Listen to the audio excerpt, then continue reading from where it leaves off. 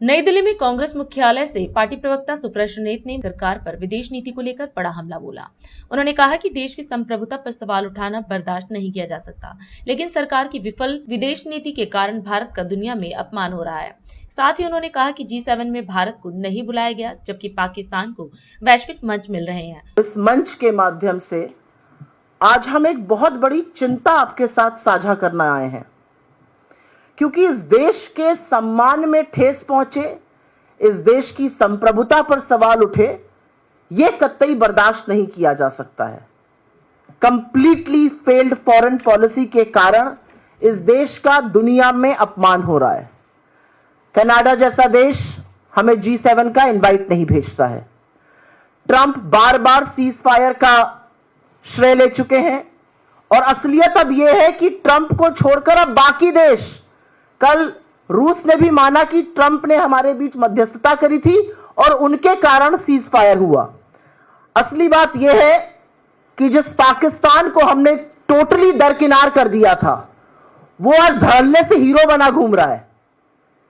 उसको विश्व के तमाम मल्टीलैटरल एजेंसीज में प्रतिनिधित्व का मौका मिल रहा है, वो संयुक्त राष्ट्र में कमिटियों का चेयरपर्सन बन रहा है। असलियत यह है कि उसको मल्टीलैटरल एजेंसीज एक के बाद एक आर्थिक सहायता दे रही हैं और हम कुछ नहीं कर पा रहे हैं। तो इस देश के मन में बहुत सारे सवाल हैं और उन सवालों को उठाना हमारा काम है, क्योंकि यह वाकई में एक दुखद बात है कि 11 साल सत्ता में रहने के बाद, 90 से ज्यादा देशों की सैर करने के बाद, हमारी विफल विदेश नीति के चलते हमें हासिल कुछ भी ठोस नहीं हुआ है। अगर विदेश नीति विफल ना रही होती तो मुझे यह कहने में कोई भी संशय नहीं है कि देश, इस दुनिया के तमाम मुल्क हमारे साथ मुस्तैदी से एकजुट होकर खड़े रहते, लेकिन ऐसा नहीं हो रहा है और उसके तमाम एग्जाम्पल्स हैं जो अभी आपको मैं बता देती हूं।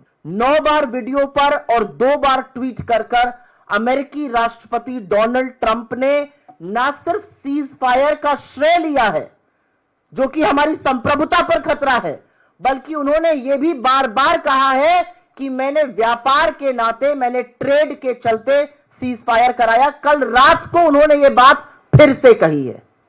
तो अब सिर्फ अमेरिका ये नहीं कह रहा है, रूस भी मान रहा है कि अमेरिका ने मध्यस्थता करके सीज फायर कराया। किसी को नहीं पता सीज फायर की क्या कंडीशन थी, किसी को नहीं पता सीज फायर क्यों कराया गया, किसी को नहीं पता हमारी सेना आक्रामक थी, उसके हाथ क्यों बांधे गए। लेकिन हमारी कूटनीति इस तरह विफल हो चुकी है कि जिस पाकिस्तान को हमने दरकिनार कर दिया था, और यह बहुत बड़ा हमारी फॉरेन पॉलिसी का 2014 के पहले अचीवमेंट था कि हमने पाकिस्तान को अलग थलग कर आतंकी मुल्क की तरह ट्रीट करना शुरू कर दिया था, और दुनिया भी पाकिस्तान को उसी नजर से देखती थी।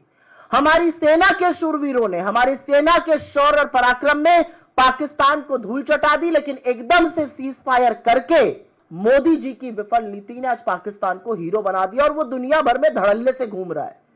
असलियत यह है कि आप IMF के $3 बिलियन से ज्यादा की एड को ना रुकवा पाए और ना एक भी मुल्क को अपने साथ इसके विरोध में खड़ा कर पाए।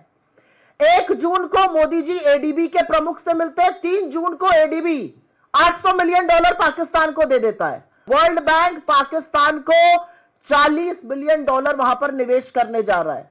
हम कुछ नहीं कर पा रहे हैं। पाकिस्तान संयुक्त राष्ट्र की उस समिति का उपाध्यक्ष बना है जो काउंटर टेररिज्म पर है। आतंकवाद के विरोध में जो समिति बनी है उसमें आतंकी मुल्क पाकिस्तान उपाध्यक्ष बना है, और हम कुछ नहीं कर पा रहे हैं। बिल्ली अब दूध की रखवाली करने जा रही है।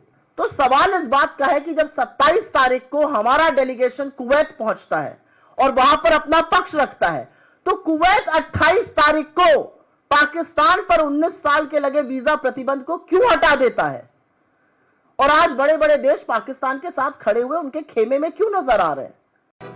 राष्ट्र सर्वप्रथम